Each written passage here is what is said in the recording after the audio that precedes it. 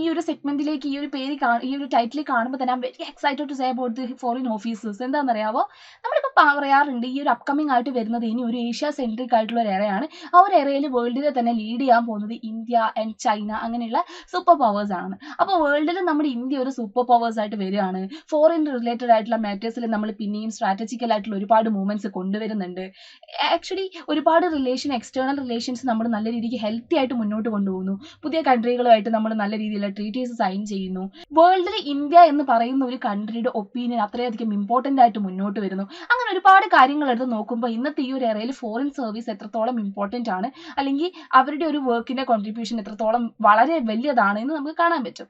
Not even ഈ ഒരു പീരീഡിൽ മാത്രമല്ല, നമ്മൾ കുറച്ച് മുന്നുണ്ടായിരുന്ന ഒരു കാലം എടുത്ത് നോക്കിക്കഴിഞ്ഞാൽ, അതായത് ഒരു ഏൻഷ്യന്റ് ഇന്ത്യ ആ ഒരു പീരീഡിലൊക്കെ എടുത്ത് നോക്കിക്കഴിഞ്ഞാലും നമ്മൾ പറഞ്ഞിട്ടുണ്ടായിരുന്നു ഹിസ്റ്ററിന്റെ ആ ഒരു സെഷനിലല്ലേ, അതായത് ഈ അർത്ഥശാസ്ത്രത്തിലൊക്കെ ആയിട്ട് നമ്മുടെ ഫോറിൻ പോളിസിയെ പറ്റി വളരെ വ്യക്തമായിട്ട് മെൻഷൻ ചെയ്തിട്ടുണ്ടെന്നുള്ളത്.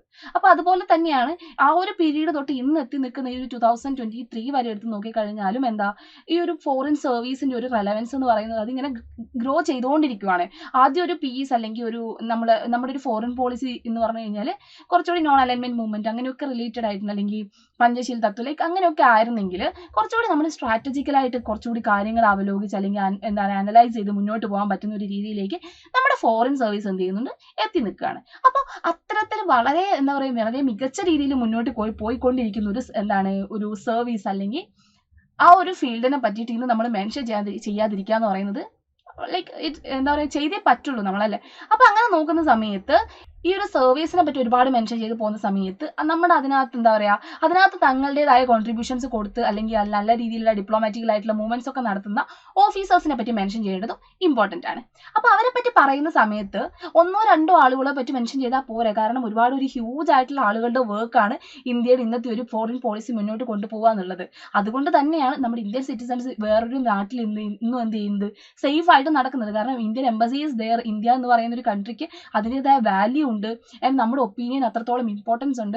അതൊക്കെ ഉള്ളത് കൊണ്ട് നമ്മുടെ സിറ്റിസണെ നല്ല രീതിക്ക് കൊണ്ടുപോകാനൊക്കെ ഉള്ളൊരു എന്താ പറയാ ഒരു ബാക്ക് ബോൺ അല്ലെങ്കിൽ അതൊക്കെ മുന്നോട്ട് അല്ലെങ്കിൽ ഒരു സെക്യൂരിറ്റി ഒക്കെ പ്രൊവൈഡ് ചെയ്യുന്നത് ഫോറിൻ ഓഫീസേഴ്സ് ആണ്. അപ്പോൾ ഫോറിൻ സർവീസിലുള്ള ഓഫീസേഴ്സിനെ കുറിച്ച് വളരെ കുറച്ച് പേരെ പറ്റിയിട്ട് നമുക്ക് എന്ത് ചെയ്യാം പറഞ്ഞിട്ട് പോകാം. അപ്പൊ ഇവരെ പറ്റി പറയുന്ന സമയത്ത് ബാക്കിയുള്ളവർക്ക് തോന്നുന്നുണ്ടോ ഇവരെ ചെയ്തതുപോലെ തന്നെ ഈ ഒരു ഫോറിൻ മിനിസ്ട്രിയിലേക്ക് എത്തിയതിനു ശേഷം എന്ത് ചെയ്യണം നമുക്കും കുറെ കാര്യങ്ങളൊക്കെ കോൺട്രിബ്യൂട്ട് ചെയ്യാൻ പറ്റുന്നത് തോന്നണം. സോ ഫസ്റ്റ് നമ്മൾ പറയാൻ പോകുന്നത് എസ് ജയശങ്കർ സാറിനെ കുറിച്ചാണ്. അപ്പൊ ഇദ്ദേഹത്തെ പറ്റി ലൈക്ക് ഇന്ന് നമുക്ക് ആർക്കും അറിയാത്തൊരു വ്യക്തിയല്ല അല്ലെ.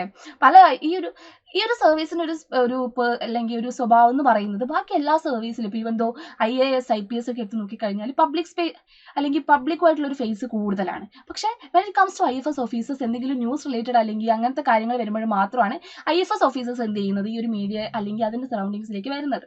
അതുകൊണ്ട് തന്നെ നമുക്ക് പലരെ അറിയത്തില്ല. പക്ഷെ എസ് ജയശങ്കർ സാറിനെ എടുത്ത് നോക്കുന്ന സമയത്ത് ഇന്ത്യയിൽ നിന്ന് എല്ലാവർക്കും ഒരുവിധം അറിയാവുന്ന ആളാണ്. Because he is the external affairs minister of India അല്ലെ. അപ്പൊ ഇദ്ദേഹത്തിന്റെ ഒരു കോൺട്രിബ്യൂഷൻ അല്ലെങ്കിൽ ഇദ്ദേഹം അങ്ങനെ ആകുന്നതിന് മുന്നേ he was an IFS officer.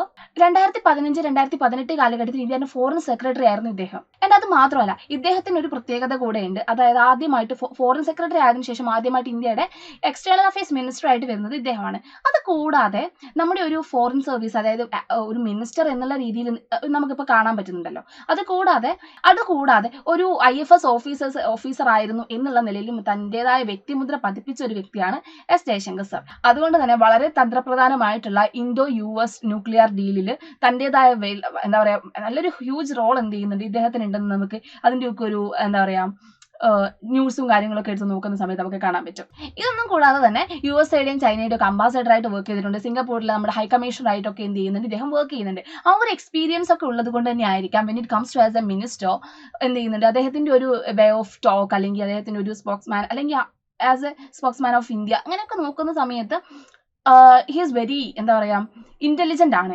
എന്തെങ്കിലും ഒരു കാര്യങ്ങൾ ഡിപ്ലോമാറ്റിക്കലായിട്ട് മൂവ് ചെയ്ത് കഴിയാനും ഈവൻ നമ്മുടെ ഇദ്ദേഹത്തിന്റെ ട്വിറ്ററൊക്കെ എടുത്ത് നോക്കിക്കഴിഞ്ഞാൽ നമുക്ക് മനസ്സിലാവും എത്രത്തോളം സ്ട്രാറ്റജിക്കലായിട്ടാണ് ഇദ്ദേഹത്തിന്റെ ഒരു വർക്ക് വരുന്നത് അല്ലെങ്കിൽ ബാക്കിയുള്ള അതായത് ഈ ഒരു എൻറ്റയർ ഫോറിൻ സെക്ടർ എങ്ങനെയാണ് മൂവ് ചെയ്യുന്നത് ഇദ്ദേഹത്തിന്റെ ഒരു എന്താ പറയുക സ്പീച്ചും കാര്യങ്ങളൊക്കെ കേട്ട് കഴിഞ്ഞാൽ നമുക്ക് പറയാൻ പറ്റും എത്രത്തോളം സ്ട്രാറ്റജിക്കലായിട്ട് ഇന്ത്യ മുന്നേറിക്കൊണ്ടിരിക്കുന്നുണ്ട് എന്നുള്ളത്. 1985 IFS കേഡറ്റ് ആണ് സയ്യിദ് അക്ബറുദ്ദീൻ. ഇദ്ദേഹത്തിന്റെ ഒരു കോൺട്രിബ്യൂഷൻ എന്ന് പറയുന്നത് ഇന്ത്യയുടെ പെർമനന്റ് ആയിട്ടുള്ള ഇന്ത്യയുടെ UN റെപ്രസെന്റേറ്റീവ് ആണ് പെർമനന്റ് ആയിട്ടുള്ള.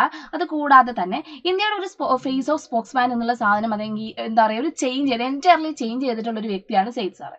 അത് കൂടാതെ international atomic energy agency VNA work ചെയ്തിട്ടുണ്ട്. അതായത് ഇന്ത്യയുടെ ഒരു റെപ്രസെന്റേറ്റീവ് എന്നുള്ള രീതിയിലാണ് ഇതൊക്കെ വരുന്നത് കേട്ടോ. പിന്നെ അത് കൂടാതെ വെസ്റ്റ് ഏഷ്യൻ കൺട്രിയിൽ, അതായത് വെസ്റ്റ് ഏഷ്യൻ കൺട്രീസിന്റെ കാര്യത്തിൽ ഇന്ത്യ എങ്ങനെയായിരിക്കണം എന്നുള്ള രീതിയിൽ വളരെ എന്താ പറയുക ഒരു പൊതുവായ ധാരണ അല്ലെങ്കിൽ ഒരു വ്യക്തമായ ധാരണയുള്ള ഒരു വ്യക്തിയായിരുന്നു. അതുകൊണ്ട് തന്നെ ആ ഒരു റിലേഷനിൽ ഒരുപാട് കോൺട്രിബ്യൂഷൻ ഇദ്ദേഹത്തിന്റെ സൈഡിൽ നിന്ന് നമുക്ക് കാണാൻ പറ്റും. പിന്നെ ഇദ്ദേഹത്തെ പറ്റി പറയുന്ന സമയത്ത് നമ്മൾ ഏറ്റവും കൂടുതൽ മെൻഷൻ ചെയ്യേണ്ട കാര്യമാണ് വീക്കിലി 7 days ഉണ്ടെങ്കിൽ ഒരു ദിവസം പോലും ലീവ് എടുക്കാതെ കറക്റ്റായിട്ട് പ്രോപ്പറായിട്ട് ഹെക്റ്റിക് ആയിട്ട് വർക്ക് ചെയ്തുകൊണ്ടിരുന്ന വ്യക്തിയാണ്. അതായത് നമുക്കറിയാലോ, നമുക്ക് ഒരു സിവിൽ സർവന്റ് എന്നുള്ള രീതിയിൽ വരുന്ന സമയത്ത് നമുക്ക് ലീവ് എടുക്കുക എന്നുള്ളത് അല്ലെങ്കിൽ എന്താ പറയാ അതൊന്നും അത്ര പോസിബിൾ അല്ല. വി ആർ ലൈക്ക് എന്താ പറയാ ഏറെക്കുറെ നമ്മൾ ഒത്തിരി ഒരു സൊസൈറ്റിക്ക് വേണ്ടിയിട്ട് അല്ലെങ്കിൽ സർവീസിന് വേണ്ടിയിട്ട് നമ്മുടെ ലൈഫ് മാറ്റി വെക്കുന്നുണ്ട്. പക്ഷേ ഇദ്ദേഹത്തിന് അതായത് ഓൾറെഡി അത് ഓട്ടോമാറ്റിക്കലി നടക്കുന്നതാണെങ്കിൽ കൂടി ഇദ്ദേഹത്തിന്റെ ഒരു ലൈഫ് എന്ന് പറയുന്നത് ഇറ്റ് വാസ് വെരി ഹെക്റ്റിക്. അതായത് 7 days ഉണ്ടെന്നുണ്ടെങ്കിൽ 7 daysഉം വർക്ക് ചെയ്യുക. അതായത് എന്താ പറയാ അത്രയ്ക്ക് ആത്മാർത്ഥതയോട് കൂടി തന്റെ വർക്കിനെ സ്നേഹിച്ച ഒരു വ്യക്തിയാണ്. അതുകൊണ്ട് തന്നെ ഇന്ത്യയുടെ എക്സ്റ്റേണൽ അഫയേഴ്സ് മിനിസ്ട്രിയുടെ ഈ എക്സ്റ്റേണൽ പബ്ലിസിറ്റിയിൽ ജോയിന്റ് സെക്രട്ടറി ആയിട്ട് ഇദ്ദേഹം വർക്ക് ചെയ്തിട്ടുണ്ട്. അപ്പോൾ ഇത്തരത്തിൽ ഒരുപാട് കാര്യങ്ങൾ എന്ത് ചെയ്യുന്നുണ്ട്, ഈ ഒരു സർവീസിലേക്ക് ഇദ്ദേഹം കോൺട്രിബ്യൂട്ട് ചെയ്യുന്നുണ്ട്. Then here we go, നിരുപമ മേനോൻ റാവു.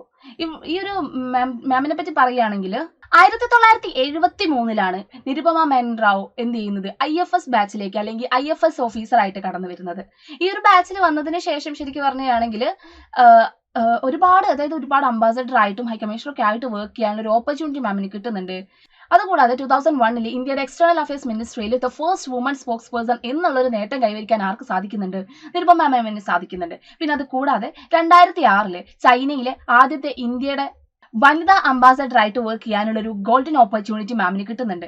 നമ്മളായിട്ട് നല്ല രീതിയിൽ നമ്മൾ നിൽക്കണം അല്ലെങ്കിൽ ഭയങ്കര ഒരു സൂപ്പർ പവറിലൊക്കെ നമ്മൾ ഒരാളെ അപ്പോയിന്റ് ചെയ്യണം എന്നുണ്ടെങ്കിൽ ലൈക്ക് ഹി ഓർ ഷീ ആ പേഴ്സൺ എന്തായിരിക്കണം, അത്രയ്ക്ക് കാലിബർ ഉള്ളതായിരിക്കണം, അത്രയ്ക്ക് പൊട്ടൻഷ്യൽ ഉള്ളതായിരിക്കണം, ആൻഡ് എന്താ പറയാ അത്രയ്ക്ക് അധികം സ്ട്രാറ്റജിക്കലായിട്ട് മൂവ് ചെയ്യാൻ പറ്റുന്ന ഒരാളിനെ മാത്രമാണ് ചൈന പോലുള്ള ഒരു കൺട്രിയിൽ എന്തായാലും നമ്മുടെ ഇന്ത്യ പോസ്റ്റ് ചെയ്യത്തുള്ളൂ. അപ്പൊ ആ ഒരു പോസ്റ്റിലൂടെ തന്നെ നമുക്ക് എന്ത് മനസ്സിലാക്കാൻ പറ്റും, അതും ആദ്യമായിട്ട് ഒരു വനിതേനെ പോസ്റ്റ് ചെയ്യുന്നത് മാമിനെയാണെന്ന് പറയുമ്പോൾ തന്നെ നമുക്ക് we should understand that how intelligent she was, അല്ലെങ്കിൽ എത്രത്തോളം മാമിന്റെ ഒരു കോൺട്രിബ്യൂഷൻ ഈ ഒരു സെക്ടറിലേക്ക് വന്നിട്ടുണ്ട് എന്നുള്ളത്. ഇത് കൂടാതെ 2009-2011 കാലഘട്ടത്തിൽ ഇന്ത്യയുടെ ഫോറിൻ സെക്രട്ടറി ആയിട്ട് ആക്ട് ചെയ്യുന്നുണ്ട്. USA ചൈനയുടെ ഒക്കെ അംബാസഡർ ആയി എന്നത് കൂടാതെ തന്നെ ശ്രീലങ്കയുടെ ഹൈ കമ്മീഷണർ ആയിട്ട് മാം വരുന്നുണ്ട്. പിന്നെ അതൊന്നും കൂടാതെ തന്നെ ഈ ഒരു മിനിസ്ട്രിയുടെ വേറെ പല സെക്ടേഴ്സിൽ എന്ത് ചെയ്യുന്നുണ്ട്, മാം വർക്ക് ചെയ്യുന്നതായിട്ട് നമുക്ക് കാണാൻ പറ്റും. Information and Culture in Washington, Ministry of Press, Deputy Chief of Mission in Moscow, East Asia and external പബ്ലിസിറ്റിയിലെ ജോയിന്റ് സെക്രട്ടറി ആയിട്ടൊക്കെ മാം ആക്ട് ചെയ്തതായിട്ട് നമുക്ക് കാണാൻ പറ്റും. അപ്പോൾ ഒരുപാട് വർക്ക് ചെയ്തിട്ടുണ്ട്, ഒരുപാട് സർവീസിന് വേണ്ടി കോൺട്രിബ്യൂട്ട് ചെയ്തിട്ടുള്ള ഒരു വിമൻ എന്നുള്ള രീതിയിൽ നോക്കുന്ന സമയത്ത് ഇന്ത്യയുടെ 2ാമത്തെ ഫോറിൻ സെക്രട്ടറി ആണ് മാം എന്ന് പറയുന്നത്. ആസ് എ വിമൻ എന്നുള്ള രീതിയിൽ നോക്കുന്ന സമയത്ത് ആരും അധികം ഗേൾസ് ഒന്നും വരാതെ ഇപ്പോൾ എബ്രോഡ് പോകേണ്ടി വരും, നമുക്ക് കുറച്ചുകൂടി ഹോംലി ആയിട്ട് ആളുകൾ നിൽക്കുന്ന സമയത്താണ് മാമിന്റെ ഒരു എൻട്രി നടത്തുന്നത്. അതുപോലെ തന്നെ ഒരുപാട് പേർക്ക് മോട്ടിവേറ്റിംഗ് ആയിട്ടാണ് മാമിന്റെ ഒരു എൻട്രി വരുന്നത്. ശരിക്കും പറഞ്ഞാൽ ഹിയർ വി ഗോ ജ്യോതിന്ദ്രനാഥ് ദീക്ഷിത്. അപ്പൊ ഇദ്ദേഹത്തിനെ പറ്റി മെൻഷൻ ചെയ്യാതെ നമുക്ക് ഏറെക്കുറെ ഒരു IFSൽ അല്ലെങ്കിൽ IFSൽ ഓഫീസേഴ്സിനെ പറ്റി പറയാൻ പറ്റത്തില്ല. കാരണം അത്രയ്ക്കധികം കോൺട്രിബ്യൂഷൻസ് പ്രൊവൈഡ് ചെയ്തിട്ടുള്ള വ്യക്തിയാണ് ഈ ഒരു IFS അല്ലെങ്കിൽ ഫോറിൻ അല്ലെങ്കിൽ ഡിപ്ലോമാറ്റിക് മേഖലയിൽ. 1958 ഇദ്ദേഹം എന്ത് ചെയ്യുന്നത്, ആദ്യമായിട്ട് ഫോറിൻ സർവീസിലേക്ക് അല്ലെങ്കിൽ 1958 കേഡറിലാണ് അദ്ദേഹം എന്ത് ചെയ്യുന്നത്, ഒരു ഫോറിൻ ഓഫീസർ ആയിട്ട് വരുന്നത്. അതിനുശേഷം നമ്മുടെ ബംഗ്ലാദേശ് ലിബറേറ്റഡ് ആയ ഒരു ക്രൂഷ്യൽ ടൈം പീരീഡിൽ ഇന്ത്യയുടെ ബംഗ്ലാദേശിലുള്ള അംബാസഡർ ആയിട്ട് ആക്ട് ചെയ്യാനുള്ള ഒരു ഓപ്പർച്യൂണിറ്റി എന്ത് ചെയ്യുന്നുണ്ട്, ഇദ്ദേഹത്തെ തേടി എത്തുന്നുണ്ട്. അപ്പൊ തന്നെ നമുക്ക് ഏറെക്കുറെ മനസ്സിലാക്കാം അല്ലേ ഇദ്ദേഹത്തിന് എത്രത്തോളം ഇദ്ദേഹത്തിന്റെ ഒരു വർക്കിംഗ് കാലിബർ എത്രത്തോളം ഉണ്ടെന്ന്. കാരണം അത്രയും ക്രൂഷ്യൽ ആയിട്ടുള്ള ഒരു പീരീഡിൽ നമ്മുടെ ഇന്ത്യയായിട്ട് അല്ലെങ്കിൽ ആ ഒരു പീരീഡിൽ അപ്പോയിന്റ് ചെയ്തു എന്ന് പറയുമ്പോൾ തന്നെ നമുക്ക് ഏറെക്കുറെ ഊഹിക്കാം. അത് കൂടാതെ തന്നെ ടോക്കിയോയിലെയും വാഷിംഗ്ടണിലും ഒക്കെ ഡെപ്യൂട്ടി ചീഫ് ഓഫ് മിഷൻ എന്നുള്ള ഒരു അല്ലെങ്കിൽ ആ ഒരു എംബസിയിൽ അങ്ങനെ ഡെപ്യൂട്ടി ചീഫ് ഓഫ് മിഷൻ എന്നുള്ള ഒരു പോസ്റ്റിൽ വരുന്നുണ്ട്. ചിലി, മെക്സിക്കോ, ജപ്പാൻ, ഓസ്ട്രേലിയ, അതേപോലെ അഫ്ഗാനിസ്ഥാൻ എന്നീ തുടങ്ങിയ കൺട്രികളിലൊക്കെ ഇന്ത്യയുടെ അംബാസഡർ ആയിട്ട് ആക്ട് ചെയ്യാനുള്ള ഒരു ഗോൾഡൻ ഓപ്പർച്യൂണിറ്റി എന്ത് ചെയ്യുന്നുണ്ട്, ഇദ്ദേഹത്തിന് കിട്ടുന്നുണ്ട്. അത് കൂടാതെ തന്നെ ശ്രീലങ്കയിലെയും പാകിസ്ഥാനിലെയും ഹൈ കമ്മീഷണർ ആയിട്ടും 1991 ഇന്ത്യയുടെ ഫോറിൻ സെക്രട്ടറി ഒക്കെ ആക്ട് ചെയ്യുന്നതായിട്ട് നമുക്ക് കാണാൻ പറ്റും. ഇത് കൂടാതെ നമ്മൾ അജിത് ഡോവൽ സാറിനൊക്കെ പറയുന്നത് പോലെ നാഷണൽ സെക്യൂരിറ്റിയുടെ അഡ്വൈസർ ബോർഡിൽ അല്ലെങ്കിൽ നാഷണൽ സെക്യൂരിറ്റി അഡ്വൈസർ ആയിട്ട് 2004 ഇദ്ദേഹത്തിനെ കാണാൻ നമുക്ക് പറ്റുന്നതാണ്. അതുകൊണ്ട് തന്നെ മേ ബി ഇത്തരത്തിലുള്ള അത്രയും കോൺട്രിബ്യൂഷൻസ് കൊടുത്തതുകൊണ്ടായിരിക്കാം നമ്മുടെ രാജ്യം എന്ത് ചെയ്യുന്നത് 2005 പത്മവിഭൂഷൺ കൊടുത്തിട്ട് ഇദ്ദേഹത്തിനെ ആദരിക്കുന്നത്. ഈ ഒരു ഫോറിൻ സർവീസിന്റെ സെക്ടറിലേക്ക് വരുന്ന സമയത്ത് ഈ ഒരു സർവീസ് മാത്രമല്ല കേട്ടോ, അത് റിലേറ്റഡ് ആയിട്ടുള്ള ഒരുപാട് ബുക്സ് കൂടി എന്ത് ചെയ്യുന്നുണ്ട്, അല്ലെ അത് ഒരുപാട് ബുക്സിന്റെ ഓതർ കൂടിയാണ് ഈ ഒരു ജ്യോതിന്ദ്രനാഥ് ദീക്ഷിത് സർ എന്ന് പറയുന്നത്. അപ്പോൾ ഫോറിൻ സെക്ടറിലേക്ക് ഏറെക്കുറെ ഒരുപാട് കോൺട്രിബ്യൂഷൻസ്, അതായത് അന്നത്തെ എക്സ്പീരിയൻസ് വെച്ചിട്ട് ഇന്നൊരു ബുക്ക് ഓതർ ചെയ്യുക എന്നൊക്കെ പറഞ്ഞു കഴിഞ്ഞാൽ ഇനി കമ്മിങ് ജനറേഷന് കൂടി എന്താണ് അതൊരു മോട്ടിവേഷനും അതുപോലെ തന്നെ ഒരു പാഠവുമാണ്. എങ്ങനെ ആക്ട് ചെയ്യണം, എങ്ങനെയാണ് ഡിപ്ലോമാറ്റിക് സൈഡ് വർക്ക് ചെയ്യുന്നത്, അല്ലെങ്കിൽ എങ്ങനെ സ്ട്രാറ്റജിക്കലി മൂവ് ചെയ്യണം, അന്ന് എങ്ങനെയായിരുന്നു, ഇനി എന്തൊക്കെ മാറ്റം വരുത്തണം, അങ്ങനെ ഒരുപാട് കാര്യങ്ങൾ പറഞ്ഞു കൊടുക്കാൻ എന്ത് പറ്റുന്നുണ്ട്, ഇൻഡയറക്റ്റ്ലി ഇദ്ദേഹത്തിന് പറ്റുന്നുണ്ട് എന്നുള്ളത് വളരെ നോട്ടീസ് ചെയ്യേണ്ട ഒരു കാര്യമാണ്. ശിവശങ്കർ മേനോനെ പറ്റി പറയുന്ന സമയത്ത് ആദ്യം നോട്ടീസ് ചെയ്യേണ്ട ഒരു കാര്യം, ഇദ്ദേഹം ഒരു ഡിപ്ലോമാറ്റിക് ഫാമിലിയിൽ തന്നെയാണെന്ന് വേണമെങ്കിൽ പറയാൻ പറ്റൂ കേട്ടോ. അതുകൂടാതെ ഇന്ത്യയുടെ 4ാമത് നാഷണൽ സെക്യൂരിറ്റി അഡ്വൈസർ ആയിട്ട് ആക്ട് ചെയ്തിട്ടുള്ള വ്യക്തിയാണ് ശിവശങ്കർ സാർ. അടുത്തതായിട്ട് നമ്മൾ പറയാൻ പോകുന്നത് ശിവശങ്കർ സാറിനെ കുറിച്ചാണ്. ശിവശങ്കർ മേനോൻ IFS. ഇദ്ദേഹം 1972 ഫോറിൻ സെക്ടറിലേക്ക് കടന്നു വരുന്നത്. ഒരു ഡിപ്ലോമാറ്റിക് ഫാമിലിയിൽ തന്നെയാണെന്ന് വേണമെങ്കിൽ നമുക്ക് പറയാൻ പറ്റും കേട്ടോ. പിന്നെ അതുകൂടാതെ നമ്മുടെ മൻമോഹൻ സിംഗിന്റെ ഒരു മന്ത്രിസഭ ഉണ്ടായിരുന്ന ഒരു പീരീഡിൽ 2011 to 2014 വരെ ആ ഒരു പീരീഡിൽ എന്ത് ചെയ്യാൻ പറ്റും, നമുക്ക് കാണാൻ പറ്റുന്ന ഒരു കാര്യമാണ്. ഇദ്ദേഹം എന്ത് ചെയ്യുന്നുണ്ട്, അതായത് നമ്മുടെ നാഷണൽ സെക്യൂരിറ്റി അഡ്വൈസർ ആയിട്ട് ആക്ട് ചെയ്തതായിട്ട് കാണാൻ പറ്റും. പിന്നെ അതുകൂടാതെ ഇന്ത്യയുടെ പാകിസ്ഥാനിലെയും ശ്രീലങ്കയുടെ ഒക്കെ ഹൈക്കമ്മീഷണറായിട്ട് വർക്ക് ചെയ്യുന്നുണ്ട്. ചൈനയുടെയും ഇസ്രായേലിന്റെയും ഒക്കെ അംബാസഡർ ആയിട്ടും ഇദ്ദേഹത്തെ നമുക്ക് കാണാൻ പറ്റും. അറ്റോമിക് എനർജി കമ്മീഷന്റെ അഡ്വൈസർ ബോർഡിലും അല്ലെങ്കിൽ അഡ്വൈസർ ആയിട്ടും ഇദ്ദേഹം എന്ത് ചെയ്യുന്നുണ്ട്, ആക്ട് ചെയ്യുന്നുണ്ട്. പിന്നെ അത് കൂടാതെ തന്നെ എസ്പെഷ്യലി അല്ലെങ്കിൽ മെയിൻ ആയിട്ട് എടുത്ത് പറയേണ്ട കുറച്ച് കാര്യങ്ങൾ ഇദ്ദേഹത്തിന്റെ ഒരു പീരീഡിൽ എന്ത് ചെയ്യുന്നുണ്ട്, നടക്കുന്നതായിട്ട് നമുക്ക് കാണാൻ പറ്റും. അതിൽ എസ്പെഷ്യലി പറയാനുള്ള ഒരു കാര്യമാണ് ഇന്ത്യ ചൈന റിലേഷൻ. നമ്മുടെ ഇന്ത്യ ചൈന റിലേഷൻ ഏറെക്കുറെ ഒരു 1962 വാറോ അല്ലെങ്കിൽ അതൊക്കെ നടക്കുന്ന സമയത്ത് തന്നെ നോക്കിക്കഴിഞ്ഞാൽ നമുക്ക് മനസ്സിലാവും അത് അത്ര സുഖകരമായിട്ടല്ല പോകുന്നത് അല്ലെ. ഈവൻ ദോ നമുക്ക് ഇപ്പം നോക്കിയാലും മനസ്സിലാവും നമ്മുടെ ഒരു എന്താ പറയുക ലൈൻ ഓഫ് ആക്ഷൻ കൺട്രോളിലൊക്കെ ഒരുപാട് പ്രശ്നങ്ങൾ ഇപ്പം നടക്കുന്നുണ്ട്, ഒരുപാട് ആർമി അല്ലെങ്കിൽ പ്രശ്നങ്ങളൊക്കെ നടക്കുന്നതായിട്ട് നമുക്ക് കാണാൻ പറ്റും.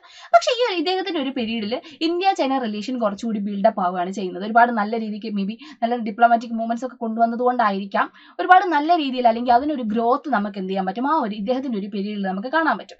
അത് കൂടാതെ നമ്മുടെ ഒരു ഇന്ത്യ ഏറ്റവും കൂടുതൽ സ്ട്രഗിൾ ചെയ്തുകൊണ്ടിരിക്കുന്ന നല്ല ഒരു കാര്യമാണ് നമ്മുടെ UNSCയിലുള്ള നമ്മുടെ അംഗത്വം എന്ന് പറയുന്നത്. അതായത് യുണൈറ്റഡ് നേഷൻസിന്റെ സെക്യൂരിറ്റി കൗൺസിൽ ഏറെക്കുറെ 5 പെർമനന്റ് മെമ്പേഴ്സാണ് അതിലുള്ളത്. അതിൽ ഇന്ത്യക്ക് കൂടി ഒരു പെർമനന്റ് ആയിട്ടുള്ള ഒരു മെമ്പർഷിപ്പ് കിട്ടണം എന്നുള്ള രീതിയിൽ നമ്മുടെ ഇന്ത്യ ഒരുപാട് കാലമായിട്ട് എന്ത് ചെയ്യുന്നുണ്ട്, നമ്മളിങ്ങനെ പറഞ്ഞുകൊണ്ടിരിക്കുകയാണ്. ബിക്കോസ് നമ്മൾ എന്താണ് ഒരു ന്യൂക്ലിയർ പവർ ആണ്. പക്ഷെ നമ്മൾ എന്താ ഒരു ഇങ്ങോട്ട് ആക്രമിക്കുന്ന പകരം നമ്മളത് ഇന്ത്യ ഒരു ന്യൂക്ലിയർ പവർ ആണെങ്കിൽ കൂടി, അതായത് നമ്മളൊരു ന്യൂക്ലിയർ ഡെവലപ്ഡ് ആയിട്ടുള്ള ഒരു കൺട്രി ആണെങ്കിൽ കൂടി നമ്മൾ എന്ത് ചെയ്തിട്ടില്ല, ഒരു ഇവരുടേതായിട്ടുള്ള ന്യൂക്ലിയർ പ്രൊളിഫറേഷൻ ട്രീറ്റ് നമ്മൾ സൈൻ ചെയ്തിട്ടില്ല. അങ്ങനെ ഒരുപാട് റിലേറ്റഡ് ആയിട്ടുള്ള പൊളിറ്റിക്കലി നോക്കുമ്പോൾ ഒരുപാട് കാര്യങ്ങളുണ്ട്. അപ്പോൾ ആ ഒരു പീരീഡിലൊക്കെ നല്ല രീതിക്ക് ഇന്ത്യക്ക് സപ്പോർട്ടീവ് ആയിട്ട് നിന്ന് അല്ലെങ്കിൽ ഇന്ത്യയുടെ ഒരു വോയിസ് ആയിട്ട് നിന്നിട്ടുള്ള വ്യക്തിയാണ് ശിവശങ്കർ മേനോൻ സർ അല്ലെങ്കിൽ ഇദ്ദേഹം എന്ന് പറയുന്നത്.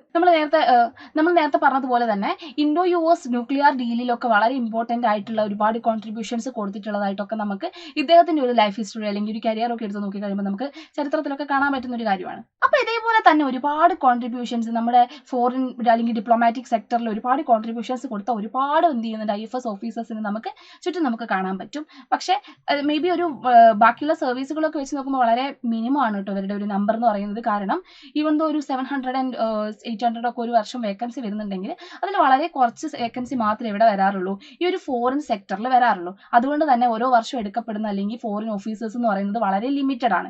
അപ്പോൾ ആ ഒരു അവരുടെ ഒരു വർക്ക് എന്ന് പറയുന്നപ്പോൾ ഓരോ ഈച്ച് പേഴ്സന്റെ വർക്ക് എന്ന് പറയുന്നത് അത്രയ്ക്കും എന്താണ് ഭയങ്കര ക്രൂഷ്യലാണ്. It is very important to our related to our national security and everything. അപ്പോൾ ഇവർ ഓരോരുത്തരുടെയും വർക്ക് എന്താണ് അത്രയ്ക്കധികം ഇമ്പോർട്ടൻ്റ് ആണ്. അപ്പോൾ ഓരോരുത്തരും എടുത്ത് പറയാന്ന് പറഞ്ഞു കഴിഞ്ഞാൽ അത്ര പോസിബിൾ അല്ലല്ലോ. സോ അവരെ പറ്റി നിങ്ങൾ അന്വേഷിക്കുക, കണ്ടുപിടിക്കുക. അപ്പം നമുക്ക് ന്യൂസിലൊക്കെ കറണ്ട് അഫയേഴ്സിലൊക്കെ കറണ്ട് റിലേറ്റഡ് ആയിട്ടുള്ള കാര്യങ്ങളൊക്കെ നമുക്ക് പത്രത്തിലൂടെയൊക്കെ നമുക്ക് അറിയാൻ പറ്റും. സോ നെക്സ്റ്റ് ഒരു എപ്പിസോഡിൽ കാണാം, നെക്സ്റ്റ് ഒരു സെക്ഷനിൽ കാണാം. Bye bye.